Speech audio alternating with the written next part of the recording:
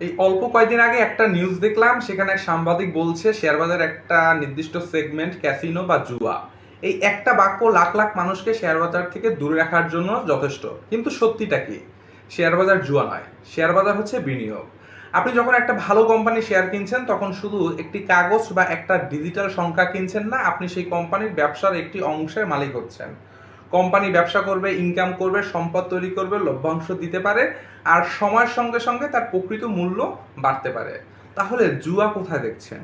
জুয়া শেয়ার বাজারে নয়, জুয়া অনেক সময় হয় বিনিয়োগকারীর আচরণে। যে মানুষটি আজ একটা শেয়ার কিনে কালকে দ্বিগুণ টাকা আশা করে, তার কাছে শেয়ার বাজার জুয়া। যে মানুষটি কোম্পানির ব্যবসা না বুঝে শুধু ঝাঁপিয়ে পড়ে, তার কাছে শেয়ার বাজার হচ্ছে জুয়া। যে মানুষটি 7-8% প্রফিট দেখলে লোভে পড়ে যায়, আর 7-8% লস হলে আতঙ্কে সব শেয়ার প্যানিক সেল দেয়, তার কাছে শেয়ার বাজার জুয়া।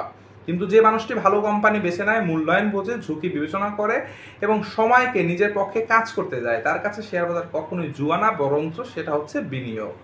একটা গাছ লাগিয়ে আপনি কি পরদিনই ফল খুঁজতে যান? না। আপনি জানেন প্রথমে শিকড় তৈরি হবে, তারপরে গাছ বড় হবে, তারপরে ফুল আসবে, এরপরে ফল।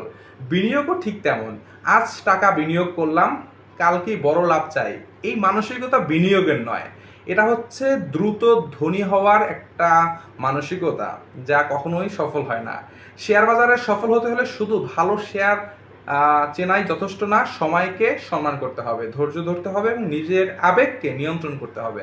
মনে রাখবেন, শেয়ার বাজার জুয়া খেলা না, কিন্তু আপনি যদি বিনিয়োগকে জুয়ার মতন করেন, তাহলে ভালো বাজারও আপনার কাছে জুয়া হয়ে যাবে।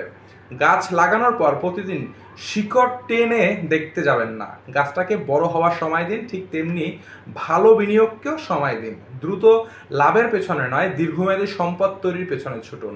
সকলের বিনিয়োগ ভালো থাকুক। আল্লাহ হাফেজ।